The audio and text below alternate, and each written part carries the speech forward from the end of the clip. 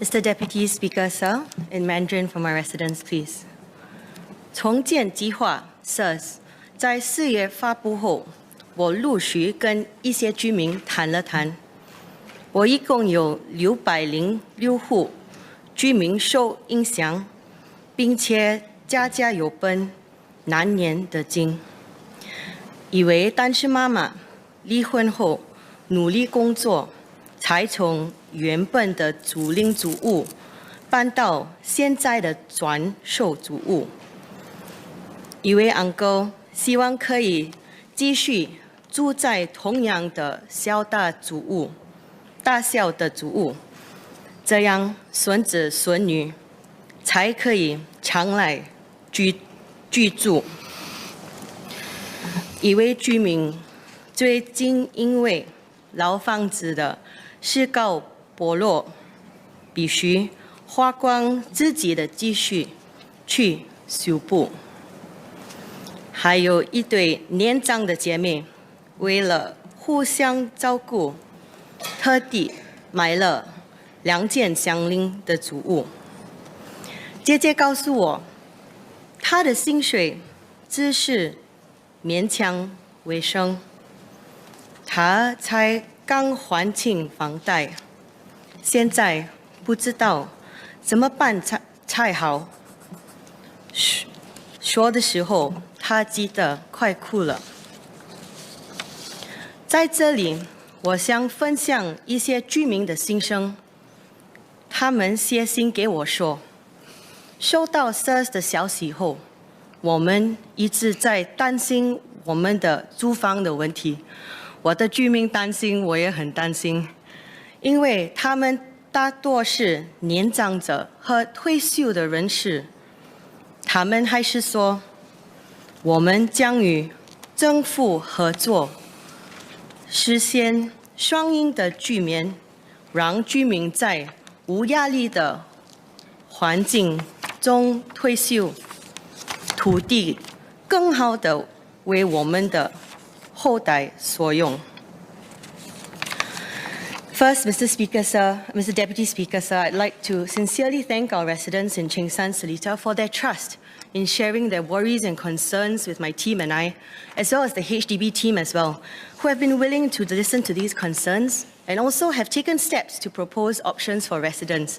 It has been many sleepless nights on either side. Since the announcement in April, I've had the opportunity to speak with my residents who live in the 4 blocks identified for the Selective On-Block Redevelopment Scheme, or SIRS for short. I've spoken to some residents during my house visits, at Meet the People sessions, on the phone, via email, and other means. Now, in past SIRS exercises, words such as windfall or the lucky ones were used, but SIRS can be seen as a bane. It depends on the circumstances of each individual household and the sites which have been identified. I've encountered different reactions.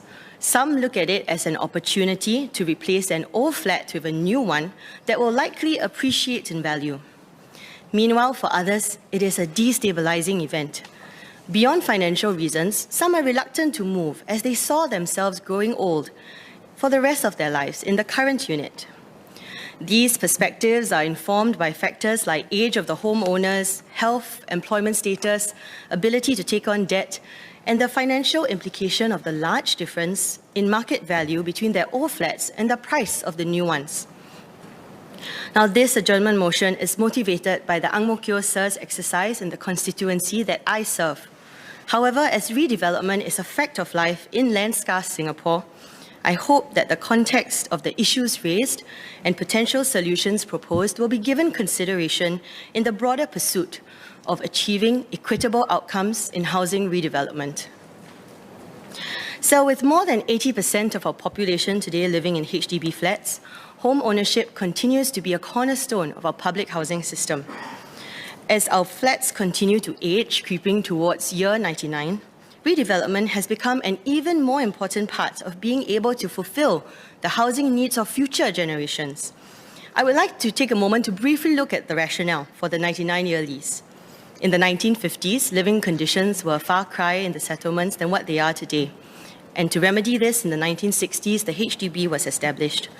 From its formation, it was clear that in land-scarce Singapore, the constant development of new towns further and further out from the core was not going to be tenable. And as explained in the National Day Rally 2018 by Prime Minister, the 99-year lease was introduced to be fair to future generations too. At the crux of this is the ability to be able to, upon the end of the 99-year lease, reclaim the land and build new flats for the next generation of homeowners. This makes sense. Demand for public housing is steep, as earmarked by the oversubscriptions generally each time HDB releases a new BTO project or the many MPS appeals that my fellow honourable colleagues face every week. Now, redevelopment programs like SERS were introduced as part of a broader strategy to meet this demand by ensuring that land is used more effectively. SERS is a selective scheme limited to precincts with high redevelopment potential. We have heard that this applies to only approximately 5% of all HDB estates and that most projects have already been selected. I ask that we consider how to best mitigate the chasm between the needs of the future and the needs of the present.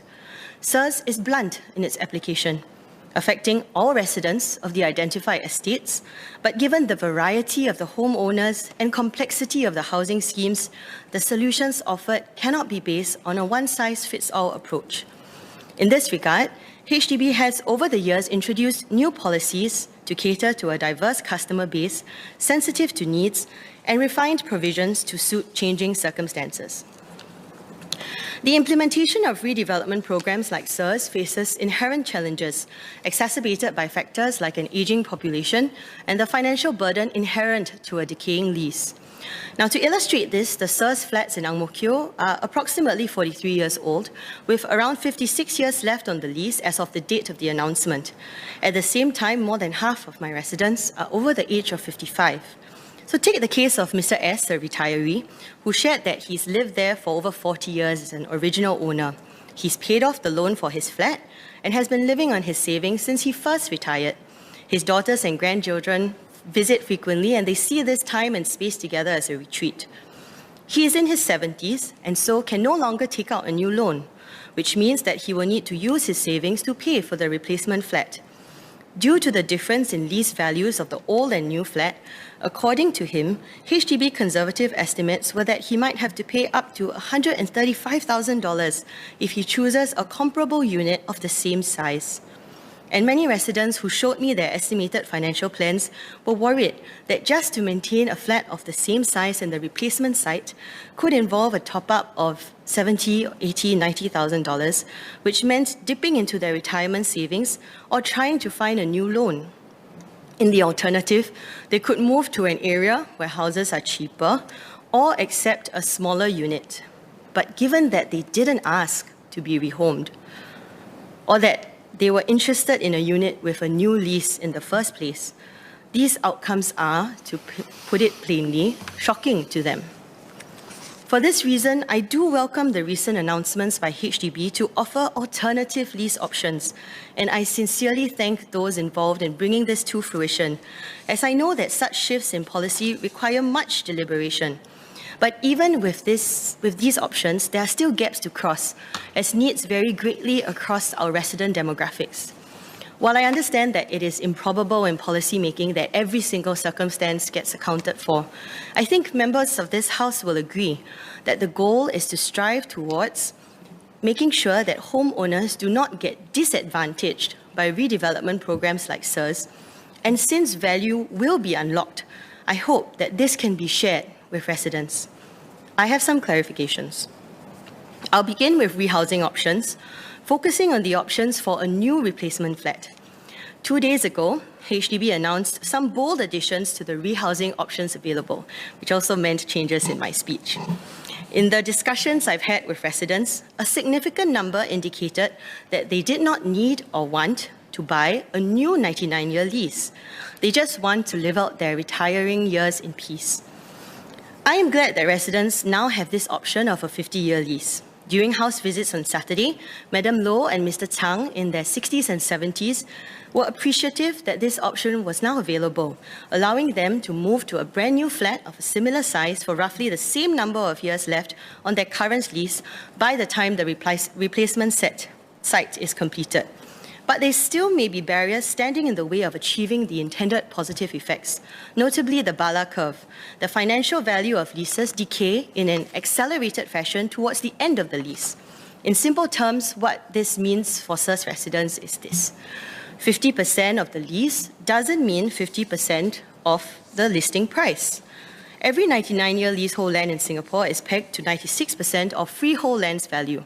And as the lease starts to get used up, the value of the land as a percentage of the freehold land decreases. Now, estimates drawn up by HDB naturally make certain assumptions. Residents will be able to use all their CPF refunded sums to buy a new flat. They are eligible for a SERS grant of $30,000, and there is no outstanding loan for their current home. Based on these assumptions, I understand that residents who decide to purchase homes on a 50-year lease will generally see positive proceeds from the sale of their flats. In the same examples provided by HDB, should the current homeowner pick the 99-year lease option for a replacement 4-room flat, they could be $55,000 out of pocket as an estimate. But what percentage of residents actually meet all these assumptions? I seek the Ministry's assurance that no resident will have to top up further funds should they choose this proposed 50-year lease option. And if it's not the case, then what will HDB's approach be to ensure that no resident is disadvantaged? As part of HDB's Home for Life strategy, this option is only granted to residents over the age of 55, homeowners over the age of 55. And I ask if HDB will consider extending this option to younger homeowners on a case-by-case basis if they find it more affordable. I also note that homeowners who purchase this 50-year lease will be able to sell or rent out their flats in the future. And given the young age that this applies to, I think this is a good idea. However, I seek some clarity. For example, a 46-year-old resident who may go through a medical emergency in 10 years after moving into the new home, which causes a lot of financial strain, to the point where her family may need to downsize their house to receive cash on hand for treatment. I understand that it's not possible for HDB to know what the housing market will be like in the future, but I wonder if the market for such shorter lease homes will be a ready and favourable one for sellers. How will they be priced? And what will happen once the full 50 years run out, given that the rest of the estate will have until 99 years? In the future, this estate may pose a curious mix of flats with varying leases, potentially creating price distortions in the market. And I would like to ask if HDB has considered these implications. So one other change which HDB has proposed is to permit eligible residents to participate in the lease buyback scheme with their existing flat. Previously, flat owners could no longer apply for the lease buyback scheme after their flat has been announced for SERS and would have to fulfill a 5-year MOP on their replacement flat. Given that many living in these SERS blocks are seniors, a significant portion will qualify for this. However, the take-up rate of LBS is low, fairly small. 1,636 households in 2019 and 1,528 households in 2020. There are both emotional and financial reasons given for this. Some wish to hand their homes down to children, some prefer to sublet as rental income, some would rather the cash be realised on hand rather than going to CPF, and some feel there is uncertainty if they outlive the length of the lease. Through this SERS exercise, I fully empathise with the concerns of our residents.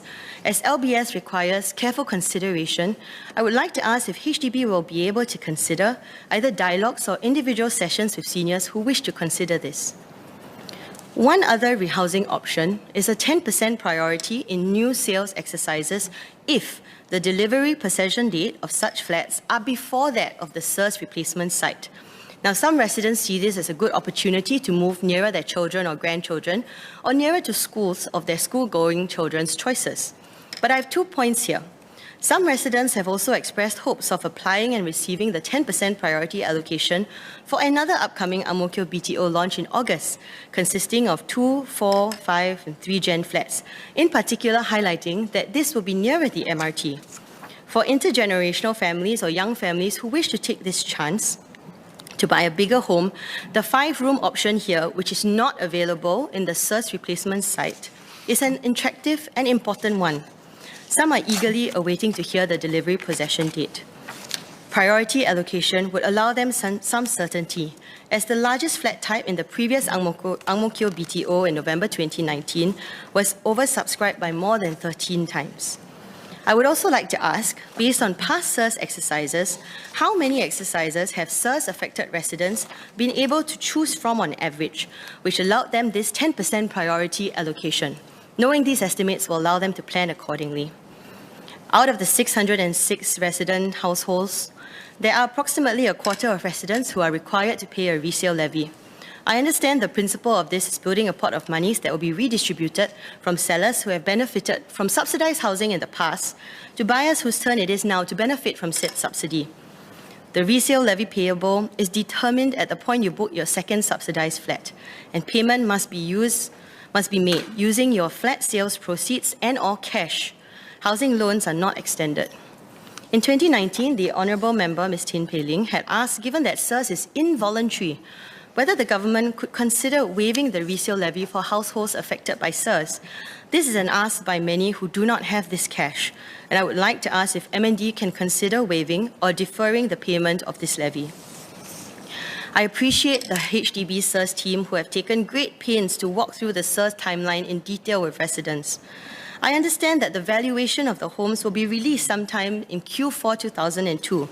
Many have felt the uncertainty, with some already putting their flats on the open market for prices as high as $700,000. The rehousing decision has to be made by Q1 2023. I ask the Ministry's assurance that the residents will be given ample time to consider their options, and many have shared that 3 months are not enough. They hope that valuation will be carefully considered and released as soon as possible so they can make plans. Finally, on valuation. Many have expressed disappointment on the estimations, highlighting the number of bus services currently running at the SIRS blocks versus the new site, access to wet market, and in particular proximity to the future Tavistock MRT station. Works for this station have started, and they will be putting up with the dust and the noise, but not able to reap the benefits. Could the Ministry clarify if such conveniences are being considered in the independent valuer's valuation, and also that the new site will be improved along the way to include amenities, given that this estate will be home to at least 1,000 households? I also understand that the new SIRS replacement area has been marked for further residential use. Could the Ministry please elaborate what they can expect in the future, and what will become of the old site? On pricing, the range of a 4-room flat in the replacement site is up to $563,000. And with BTO prices rising, I'll be grateful if the Ministry could share what the breakdown of the components that make up this price. Finally, one other concern I have is on the number of new replacement flats available. The projected total number of flats is 1,065 up to level 25, whereas the current SIRS flat only has 606 units up to level 13. So based on my estimation, this means that there's only 530 flats in the new site that are level 13 and below. So this implies that if all current residents select the new site, some residents will have to buy a higher floor, meaning a higher price, or may have to choose a different flat type, depending on the mix. I'll be grateful if HDB could please revisit the flat mix and ensure there is a comparable flat. Mr. Deputy Speaker, in Malay, please. Seperti yang kita dapat lihat, kemampuan untuk memiliki sebuah rumah adalah salah satu kebimbangan utama bagi setiap warga Singapura. Bagi pasangan muda yang baru mula bekerja, mereka bimbang wang simpanan dan wang CPF tidak mencukupi untuk membeli flat baru, memandangkan kos perumahan yang semakin meningkat.